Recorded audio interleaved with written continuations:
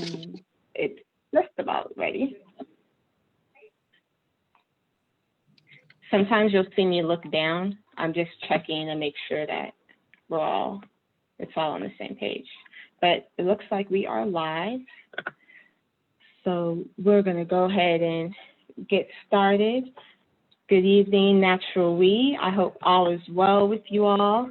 We are going to go ahead and get started with our Community Hour of Power. I welcome you all.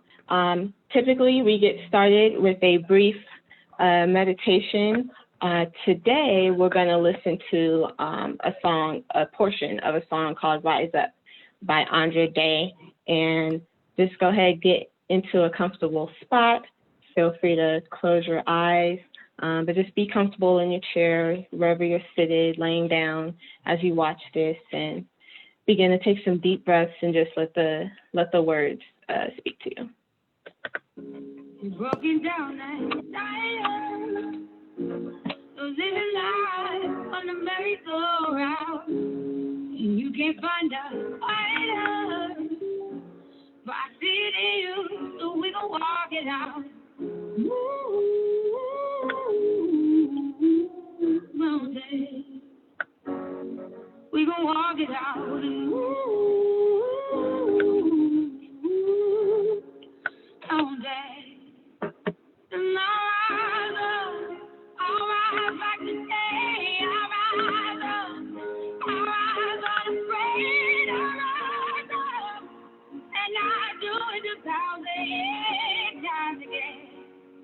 And I'll rise up, I like the waves, I'll rise up, in spite of the end, I'll rise up, and I do it 1,000 times again.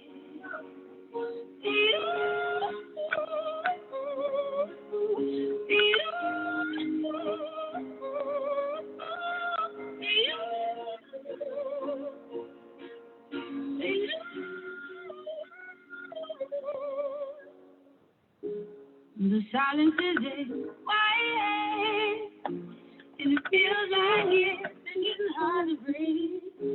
And I know you feel like dying, but I promise we'll take the world to its feet. All day, really do it, feel.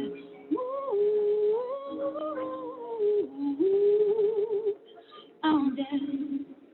And I'll rise up, I'll rise like today, I'll rise up, I'll rise unafraid, I'll rise up, and I do it 1,000 times again.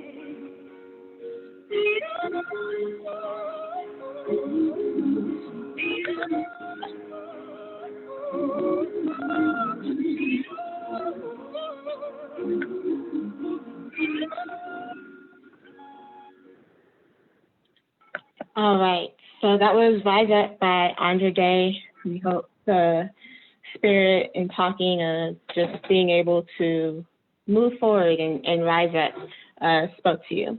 So we're going to go ahead and get started with our guest of the hour. Today we have health coach, fit coach, Marcus Cargill of Cargill Fitness, who is a trainer in the Los Angeles area, West South Bay. I'll let him clarify where he trains, but he's actually been a guest at Natural We's Community Resource Fair that we had earlier this year.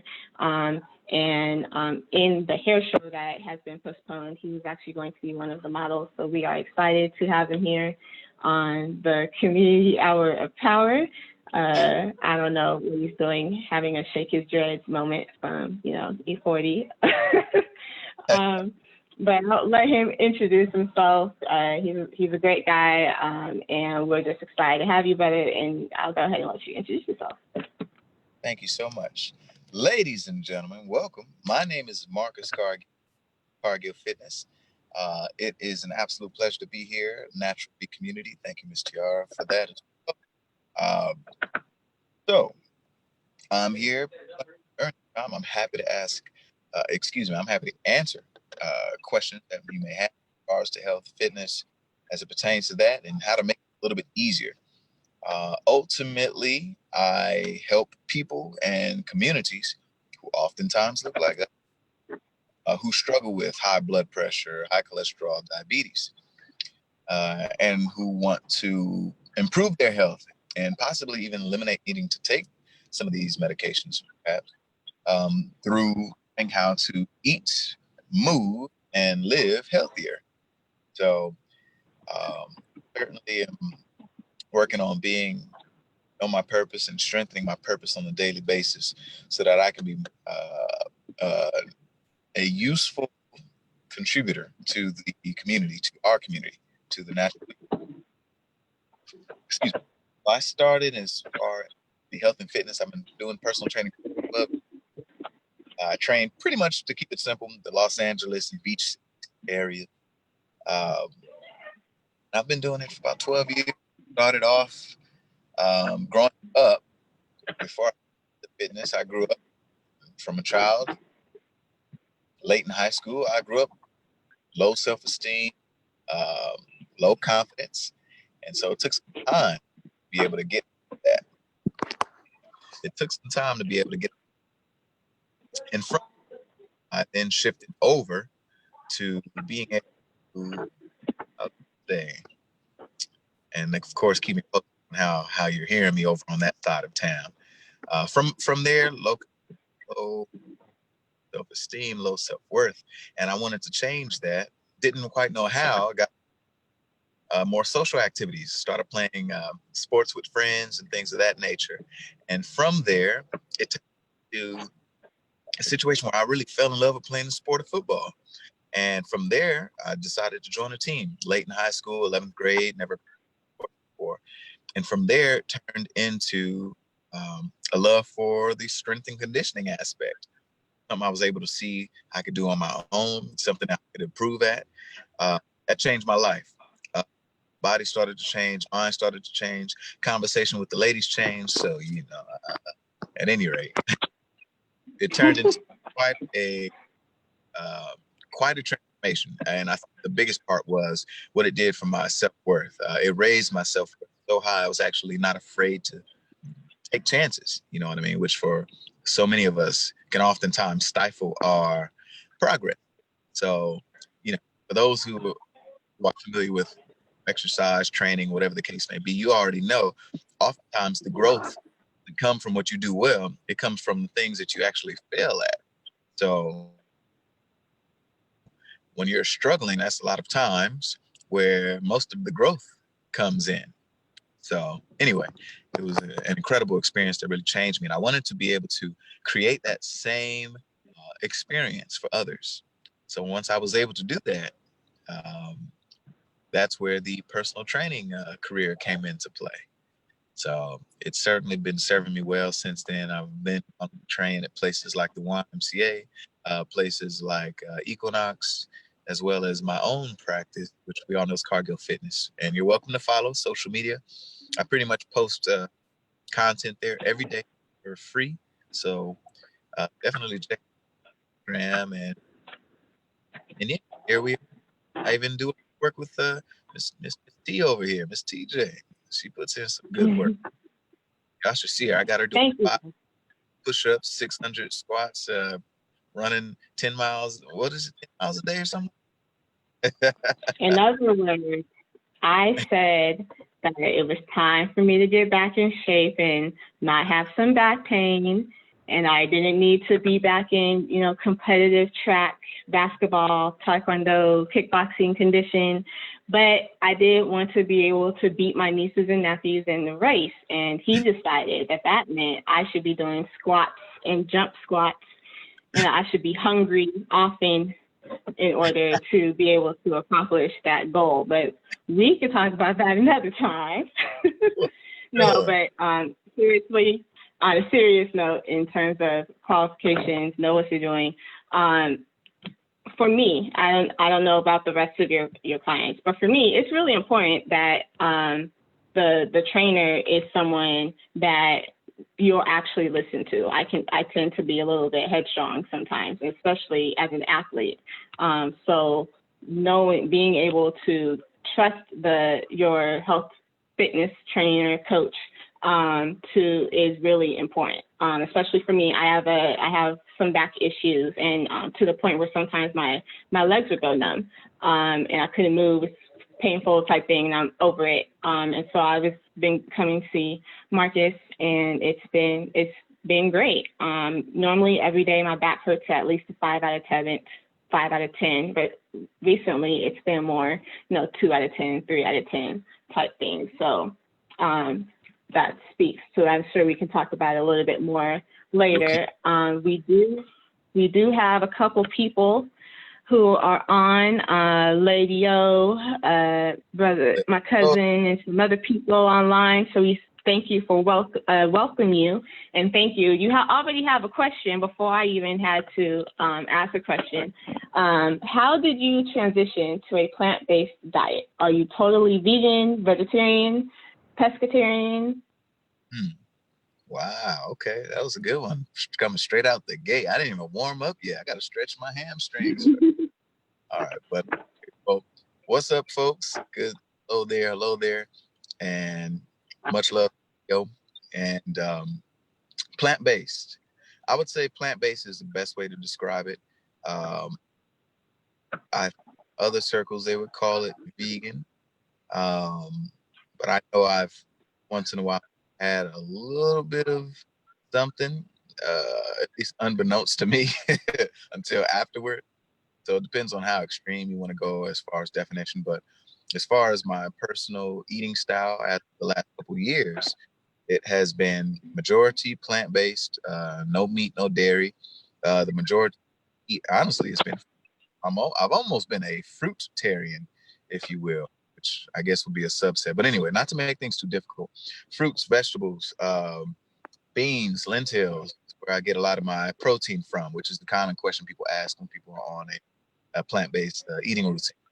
Get my fats through things like avocados, chia seeds, flax seeds, nut butters like peanut butter and things of that nature. And yeah, that pretty much covers it.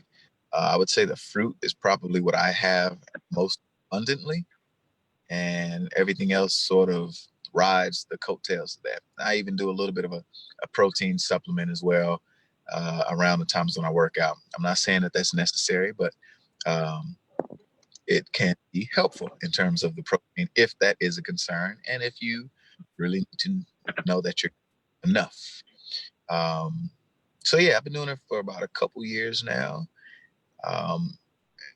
That pretty much covers it. As far as vegetarianism, pescatarian, I think you said vegan, they oftentimes come with not just eating regimen, but they also come with a lifestyle regimen. So vegan, you do nothing that incorporates animals, even down to the clothes you wear. If you got a leather jacket in your closet, you better not let anybody vegan find out. They're going to come and snatch you up. So things of that in mind.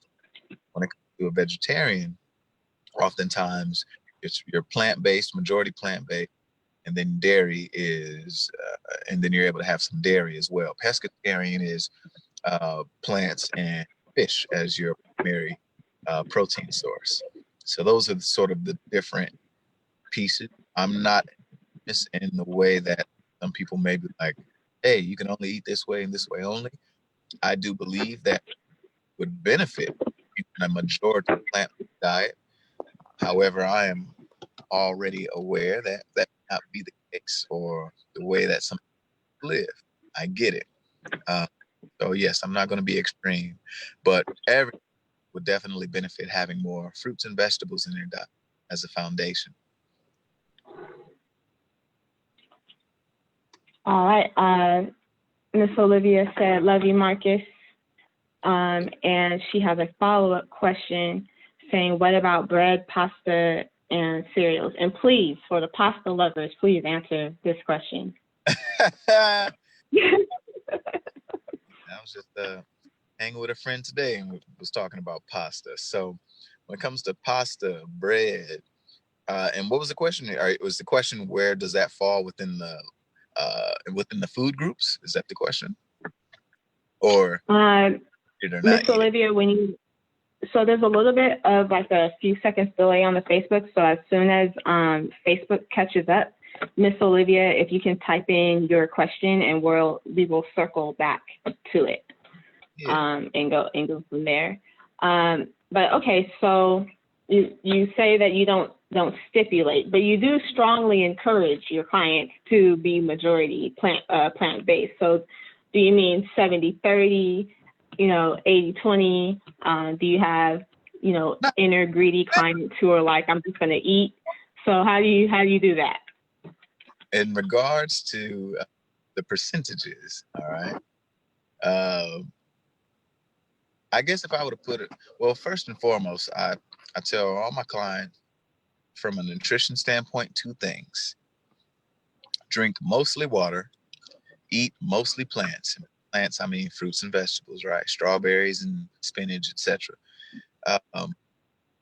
If we're going to put a number on it, I want to say if we could do 80-20. For those of you who are familiar with the 80-20 rule, you know what I mean? 80% of your results comes from 20% of your work, et cetera, et cetera. 80%, something like that. For those of you who want to aggressively make some health changes, I would suggest 90 to 95% plant-based. However, 80-20, I think, is a good place to sort of sit at.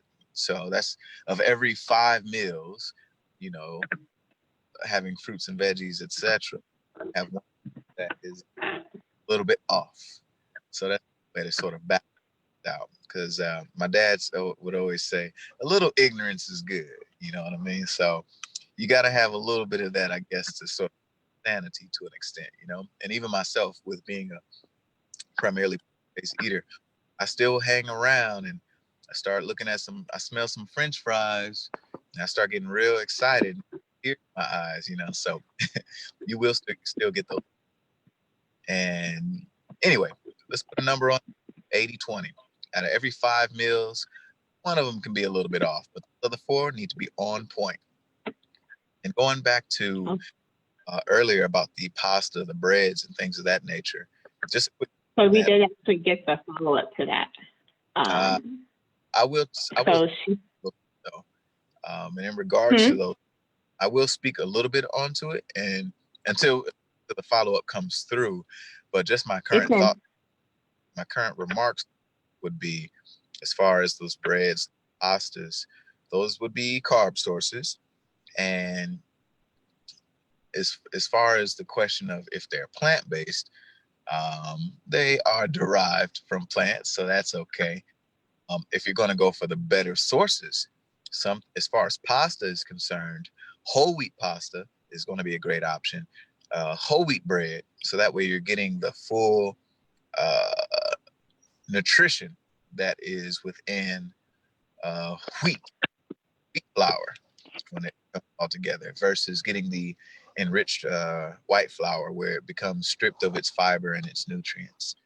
So just some quick remarks on that. Once we circle back around to the further detail regarding that question, I'll cover it a little bit more as well. You just answered it. Okay. Does the plant-based diet include pasta, bread, and cereals? Mine, I read. You're already on it. On it. So how often would you say that your clients follow the plan? I would say most of the time. Every once in a while, there's an experience where people have a tough time subscribing to it.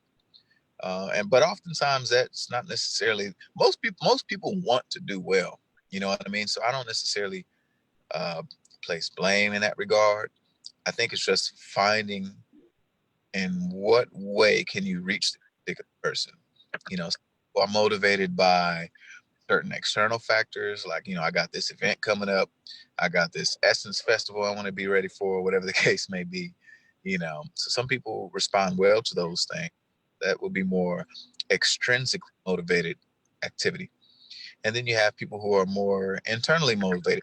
things such as, I want to make sure that I'm able to run or move around for my children or my grandchildren. So oftentimes you can sort of go between both ways, or maybe even better, you have a mixture of both, you know?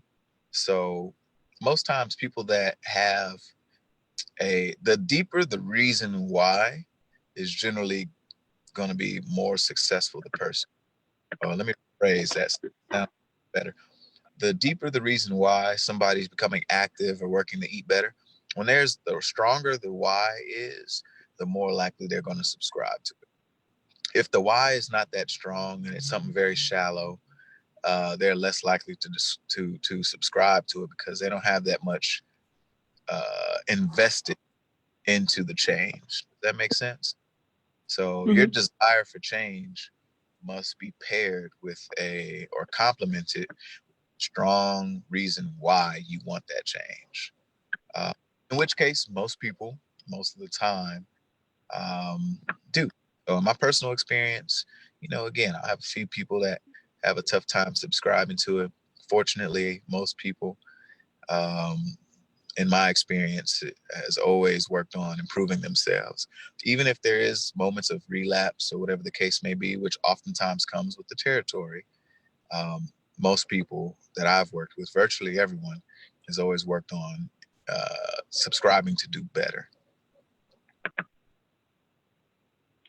So I'm going to stay with the food for a minute because you also mentioned that you're working, especially helping those who have diabetes, high blood pressure, cholesterol issues, so on and so forth. And at the same time, within our community, we like to eat with our events. After church, there's some food, these sorts of things. So how fried chicken, spaghetti and fried chicken combo? Ooh wee! Now trust me, I remember. Good. I haven't had it's that. Really good. I have not forgotten. So how do we start really getting our minds invested into where it's also on a larger scale? And this isn't to say that every single event should be completely vegan. I do think that or plant-based, there should be those options and things like that. But on a macro level, to where we're not always doing fried chicken, that's the thing. Because like we already know, I'm going to eat. I'm not going to ever be 100%. For those who know, TJ, I don't vacuum cleaner, man. I am shocked. But I'm just gonna say, I think this is some, health coach trainee client privilege. We are just gonna say, not to let my size fool you. I like a whole lot of food. But I do also acknowledge and can't say that there has been a change, right? And on a mindset level and being healthy, it's okay. I really like this, but okay, maybe I don't need to have it every single day. But also doing that, how do you think that factors into some of our larger scale event type things? As far as like how we can change, like let's say events with the church, for example. One of my long-term goals is to change the health status of the Black church, because going back to that 80-20 rule, I would say 80% of us who are within that, lumping us all into that category, are oftentimes overweight, obese, suffering from the one or a combination of those conditions. And a lot of times we have 100% control over a lot of these conditions that we suffer from. And personally, I believe in a Black church, the sick and shut-in list is far too long, far too many names that don't need to be there. We need to have much more testimonials speaking of healing. And oftentimes we do have a lot of control over that. So I really am striving to change the health status of the Black church. I want to be able to provide health curriculums. But anyway, to go actually to answering that question, really is just, you know, and for those of you who attend many churches, for we know sometimes it can be tough for us to want to change our ways, and we may continue to do things the way that we do because that's how we always done. We don't necessarily we don't necessarily do things because of certain do things because it's a level of comfort that goes with always doing it that way. However, if we could begin to practice the habit of acting for favorable outcomes or acting for healthy outcomes, we would make great changes overnight, honestly, in the church and within our community as a whole.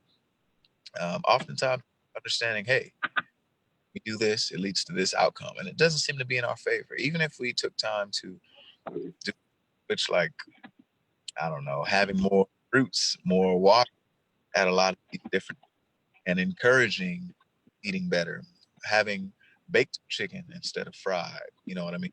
Cut back on the unhealthy fats that often clog us up. Having more salad and things of that nature over, having beans that may have been cooked so hard that all the nutrients have left it. So just small shifts like that would make great, incredible, magnificent changes within our community overall as a whole and the health status of our community. So those of you who are listening that have the power and influence to be able to speak to those who can change the environment around you. One of my clients always says to, tend to the garden, parts of the garden that you can touch. Focus on just that. Tend to the parts of the garden that you can touch. Whatever it is, whoever you can speak, you can change and do better. Speak to them and help them change better. Thank you. We're gonna move into some more of like the movement fitness aspects related to your training. And Lady, I see your question about Saturday workout. I'm going to get to it. On your page, you have the Cargill Fitness, your Cargill Fitness page on Instagram and Facebook, and you do daily exercises. What are some of sometimes you do it by category, if you're an Uber driver, if you're a teacher, if you're someone who sits at a desk, so on and so forth. But even with all of those categories, are there just some basic ones, stretches or movements that you show that is for any and everybody? Certainly, absolutely. So as far as movements that anyone can do from an activity standpoint, or virtually anyone could do, is just getting into the habit of walking, and even if you're, say, wheelchair bound, being able to use the arms to move the wheels versus a motorized. But we, and by we, I'm like natural we community, we unity, we the people, we the Black church, etc. We need to move more. We don't move enough. We do a lot of sitting. We can afford to be way more active. What I tell a lot of my clients is, as far as expectations, our standard is to be active 5 times a week, 10 minutes minimum. And that 5 times is minimum as well. 5 times a week, 10 minutes is the minimum. That's 5 times a week, a walk around the block. That's really not that bad.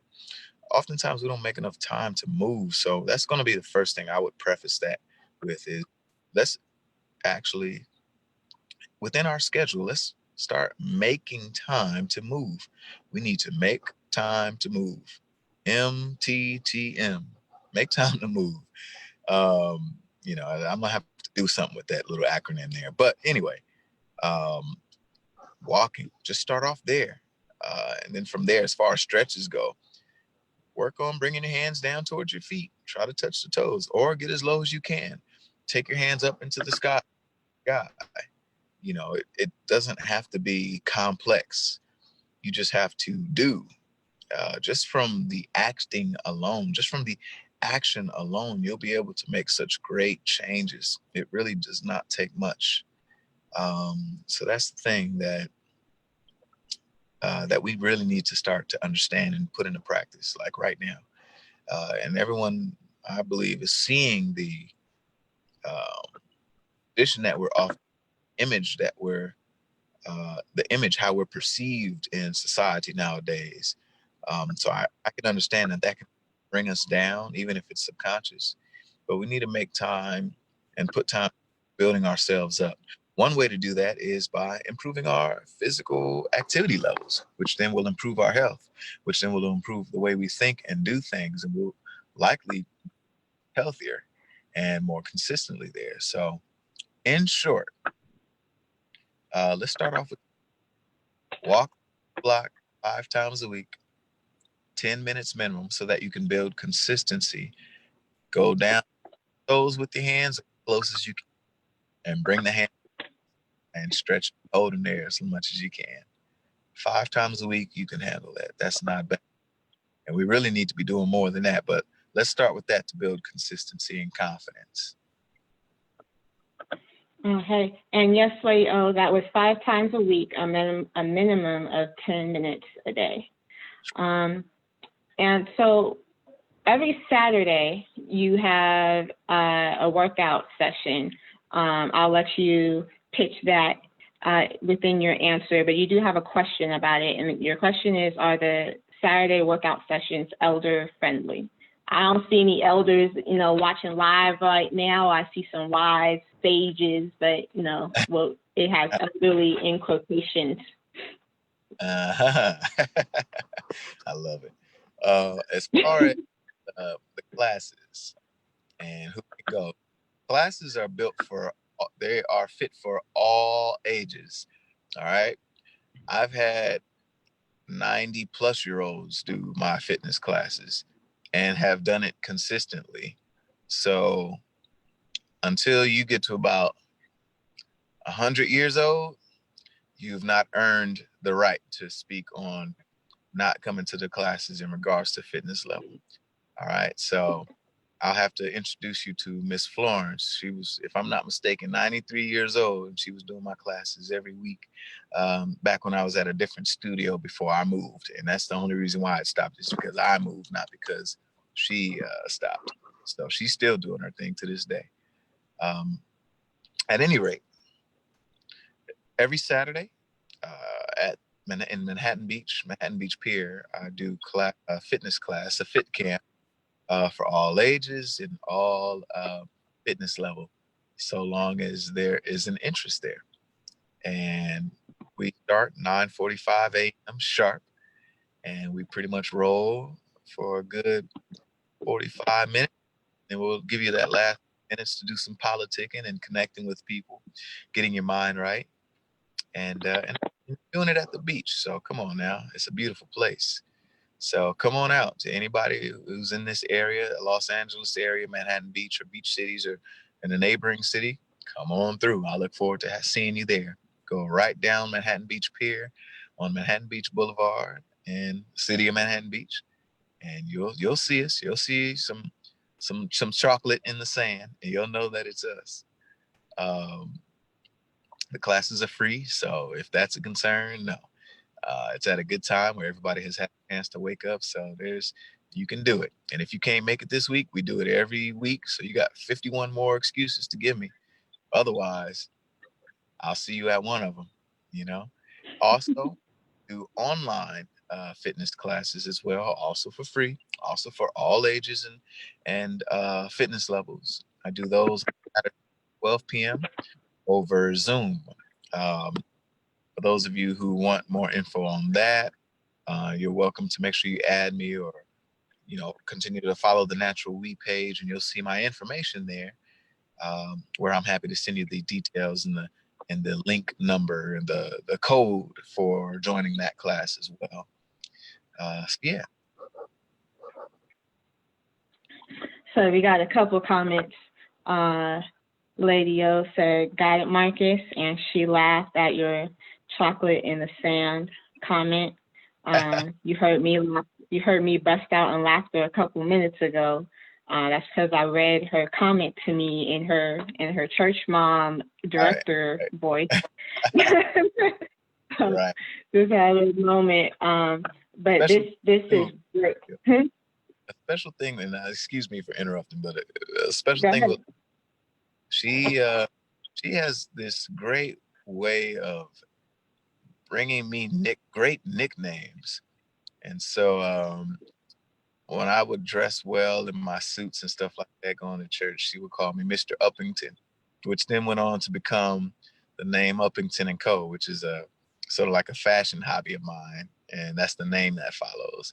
Now, from a fitness standpoint, I don't know if she came up with it or however it happened, but I think she came up with it, and she calls me Black LaLanne, fashion dog Jack LaLanne. And I just love the way it sounds. I go with that name even to this day. That's cool. And you will see in the comments on the fitness page, whenever Lady O comments, she does put your name in there. And it's always, I think it's actually in your Instagram handles. And she also said Cargill. Cargill, that's right. Yes, Cargill. So it's but it's great to be able to have that connection. I remember when we were talking about the community fair, and I was like, yeah, we're gonna have a trainer, and I was like, no, Brother Tim, our associate director, he said that this is who our trainer is going to be, and in our meeting, Lady O said, Marcus Cargill?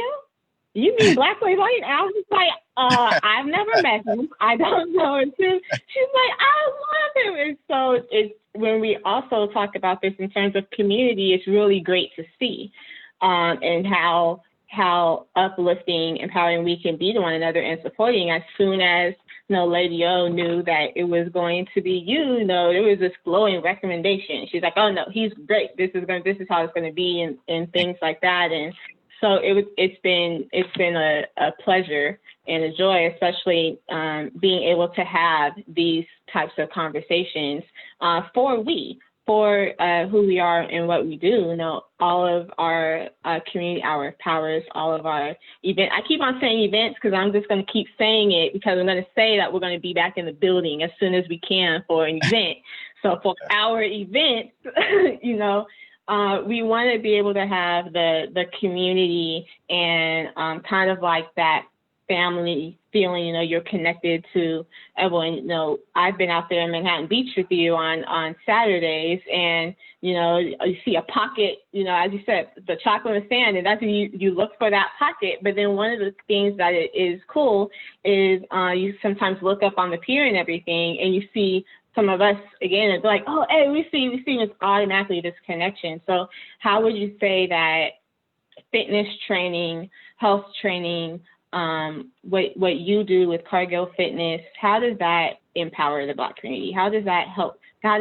Yes, Leo, that's right, our events. We are going to have some great events. But yeah, that's my question. How the health and fitness help the community?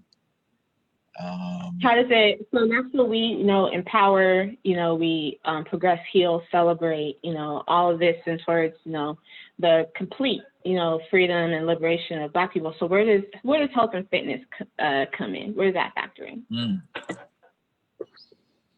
Let me ponder on that for a moment. I think the health and fitness bleeds through every aspect. In all ways, you want to find the healthier methods about doing things, right? Whether it be yourself, your habits, your behaviors, your attitude, your communication, your relationships with people. You always want things to be healthier and more fit, because you make so much more progress. You progress further, you become stronger, you become better. So I think that it fits as far as fitness, and it bleeds into every aspect. When you're stronger, you're able to move better. You feel more confident in your movement. You're going to be more willing to try things in general. You're going to be more willing to try harder and actually push yourself to see how far you can go. You're going to be less afraid to fail, which means you're going to be more willing to take risk in certain things. And that bleeds into your decision making in life. Being more comfortable and challenging yourself, that you can be more comfortable with challenges in life. There's I learned a lot about life through the health and channel, if you will. From that experience, you know, on adversity, hard times, challenging times, discipline, doing things when you barely feel like doing it. A lot of those things, productivity, a lot of how to make out of your time when you may be limited on time, or when you just want to see how much you can get done. I learned a lot of those things within the health and fitness realm, and it bled into other aspects of my life. So I would say there's definitely strong correlations between how people are active and healthy, or working on getting healthy. There's a lot of correlation between that and how well we do in life. Well, the more we can practice being more physically active and aiming to be healthy and physically fit, again, drinking mostly water, eating mostly plants, again, um, focusing on moving 5 times a week, 5 days a week, 10 minutes minimum, you're going to notice some incredible things happen as a result of that. And you'll see that it'll bleed into your life, and you'll feel happier and healthier. I think, those are probably the two most important things. When you're happier and healthier, you do you do some pretty incredible things. So, position yourself, cultivate more health, good health, and more happiness within you. Right, and that's good. I'm thinking about various actions and roles that our people have. We have those who are on the front lines, right? They confront the police. They're marching. They're protesting. They're going to police commissioner meetings and things like that. And then you have those who are within Black studies and in the academy, fighting multiple fronts on there. So they're sitting, they're writing, they're publishing to tell our truth and our story from our own cultural centeredness and point of view experience. And so in all of those areas, there's the physical aspect, whether you're standing, marching for long periods of time, or you're sitting, whatever it is you're doing. But then there is that mental aspect of it. In sports, we used to call it, mental toughness, right? You got to be able to have, the mentality at the end of the game, in double overtime or whatever, right? So that's why you keep doing those suicides in the basketball court, or those 100s and 400s and 200s on the track and things. But at the core of it, a lot of times, our people, because of the systemic racism, the continuation of it, sometimes it's a little bit harder to really be able to be mentally tough and happy, because it gets tiring, right? So how does your training, help with that aspect of it? Or does it not? How does the training help with the aspect of the activities of daily living, as far as our community is concerned? Am I understanding the question? Yeah. To where does it help? Would you say your classes would help be able to improve, strengthen the mental tenacity and perseverance it takes just to be living and thriving in this life, with good mental health, good health and fitness, that sort of thing? Yes. As far as it being helpful, um, yeah, I'm going to say it would be wholly helpful, holistically helpful in all ways. You're able to, like, I'll give you an example.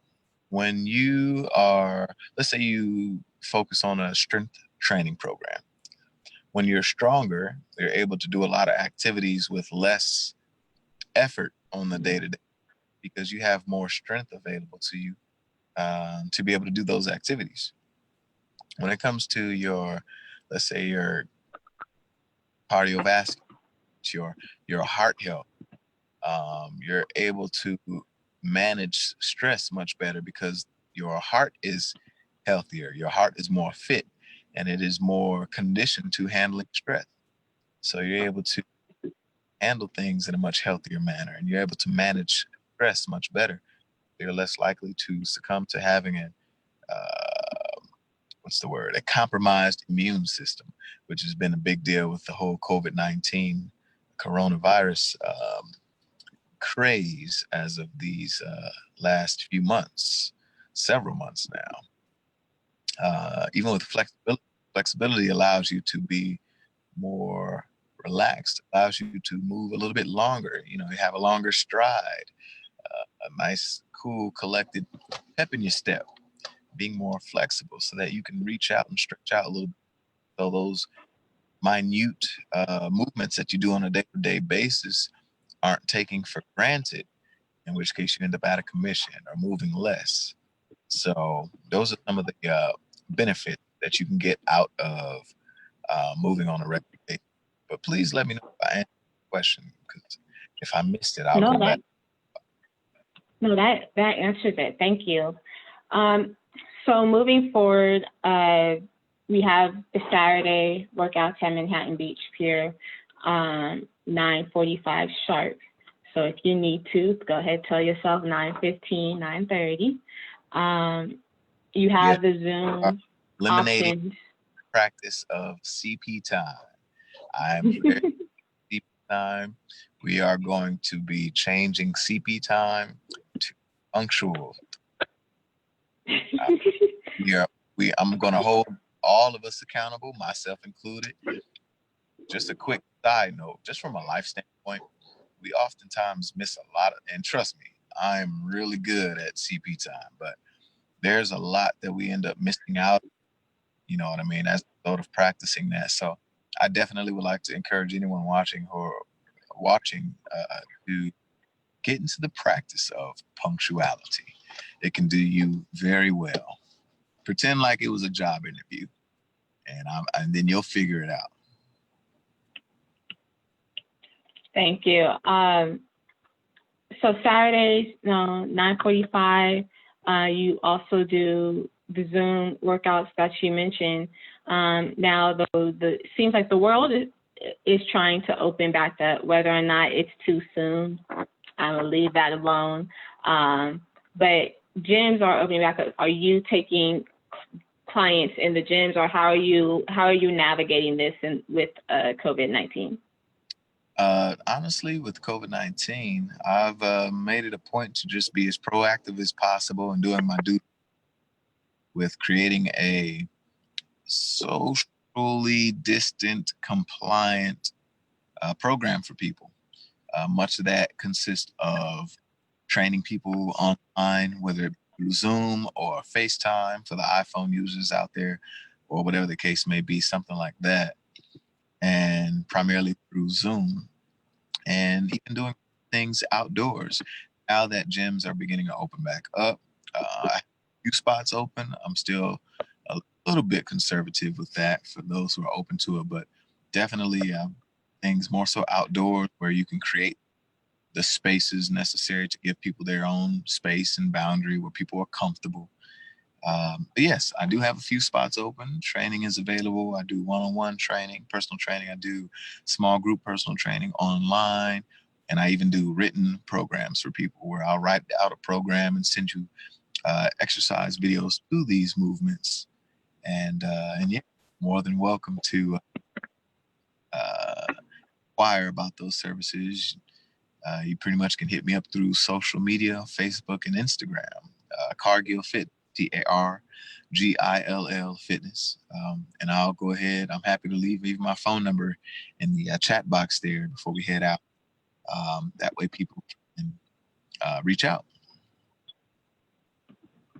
Thank you. I'm actually typing in your social media information into the chat now, if you want to give the phone number. Oh, yeah. Okay. You want me to tell it to you or write it down? So, okay. Well, ladies and gentlemen, you can find me. Again, I'm Marcus Cargill. As far as cell phone, text would probably be, but phone calls, of course, are fine. You can reach me at 469-8710. Again, 310-469-8710.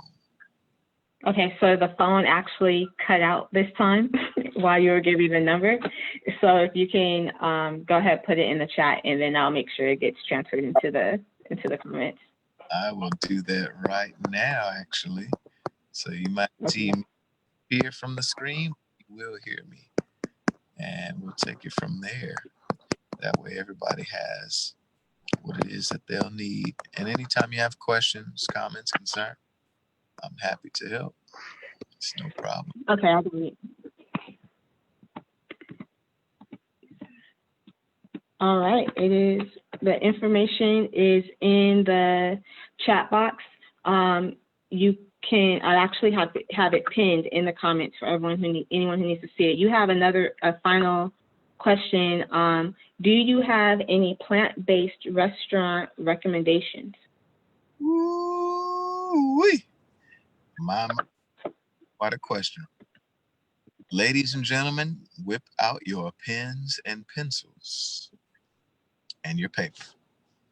As far as plant-based restaurants, I would say I have a couple go-to favorites. Most of these are, well, I'll tell you the Black-owned restaurants that come to mind for those of you who would like to also support Black-owned businesses. Simply Wholesome is probably my number one. Simply Wholesome, Austin and Overhill. So shout out to Simply Wholesome. Go grab their spinach patties. You're welcome. Stuff I Eat. I'll be at Stuff I Eat earlier today. So that's hold on real quick. I'm actually typing as you're saying the restaurant. So let me do I'm doing the Black-owned first. So you said Simply Wholesome, and then you just said Stuff I Eat. Stuff I Eat. Okay, thank you. You got it, no problem. Now there's a couple these are more like treats that you would find at these places. But I also do a lot of tea. So for those of you who like tea and things like that, we have in Inglewood Mingles Tea Bar. Down. Okay. Got it. We have Sip and Son.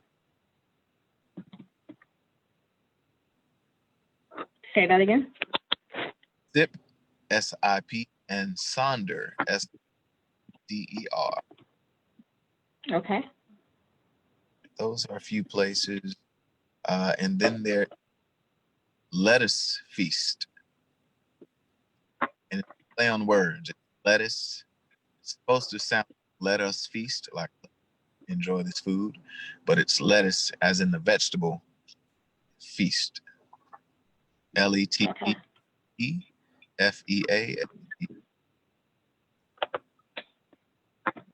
There's a Got it. So you can check those places out. So those will be the Black-owned businesses that come to mind where there's some plant-based options. There is one other, and there is one called Or Veganic. And this one, to my knowledge, Black-owned, but if you'd like great plant-based food, is an option for you. Or Veganic. O-R-V-E-G-A-N-I.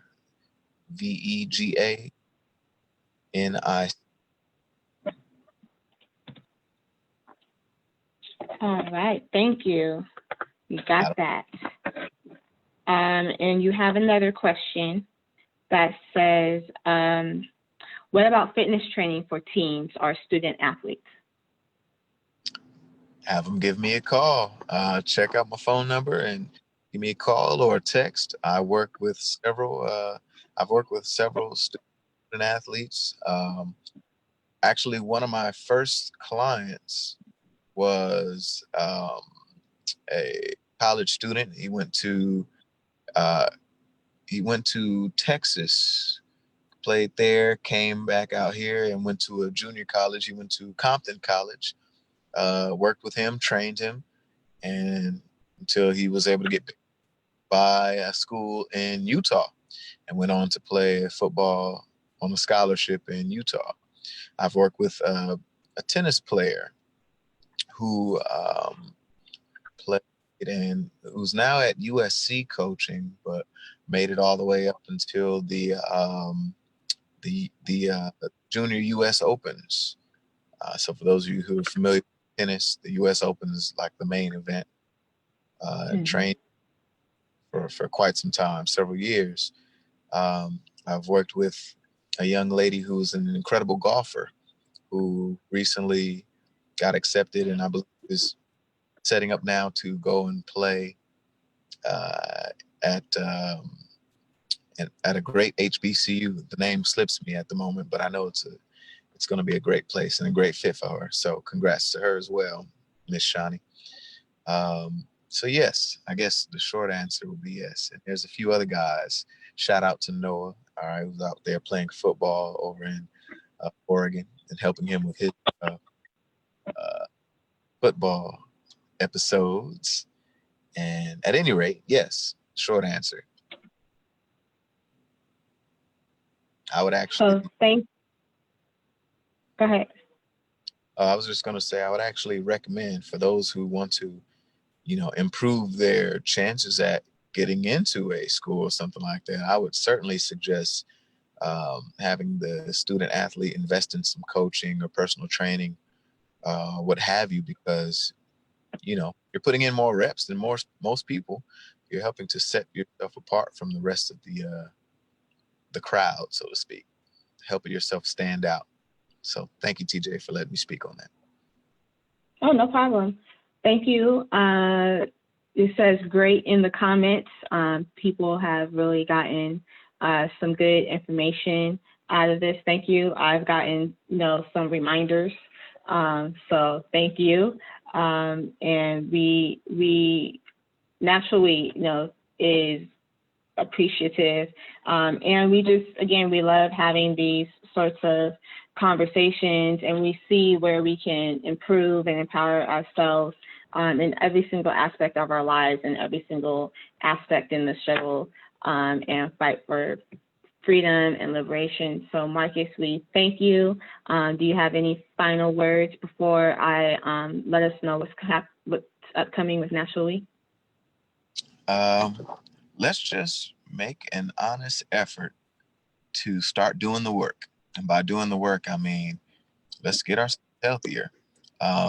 Take a look at your fridge and your kitchen cabinets and things like that and start cleaning out the stuff that yes, it may make you feel good for a moment, but you know what it's going to do for your health long term. Just start setting up a healthier environment for yourself. You know what I mean?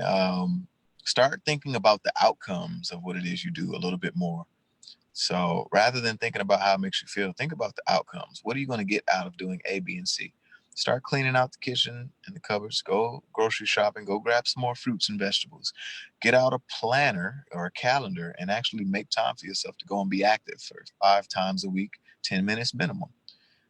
And just start doing that, and you'll notice the great changes that'll come along, and it will turn into it will snowball into a practice that will pay great dividends. That's all I got to say about that. And that's great. Thank you. And it is possible for us to do it, and we can and we will do it, or we will truly be more than well. So thank you, everyone, for joining our Community Hour of Power. We greatly appreciate it. This coming Saturday, Natural We, along with New Providence and Feed the One, will be having our next community feeding from 11 to 1 at New Providence Baptist Church. We are pleased to announce that Natural We actually received a sponsorship from Panera Bread, so we will actually be also giving out some Panera Bread from their donation program. So we thank you, Panera Bread, for that. And we looking forward to it. Our next guest on Natural We Community Hour of Power will be Terry Josiah out of Colorado. He is a veteran, and he is now a anthem songwriter, singer, he's just great. Terry Josiah is just great. And we will be talking about, there is a pattern that Black men, Black women have served in our U.S. military and then have come home from war and, killed in the streets and things as we see. So we will be having a conversation about that from a Black man who is a veteran, and we're looking forward to that next week on July 2nd at 6 p.m. So we hope that everyone has a great night. Thank you once again, Marcus of Cargill Fitness, and we hope everyone has a great evening. Take care. Thank you. All right. Let me end.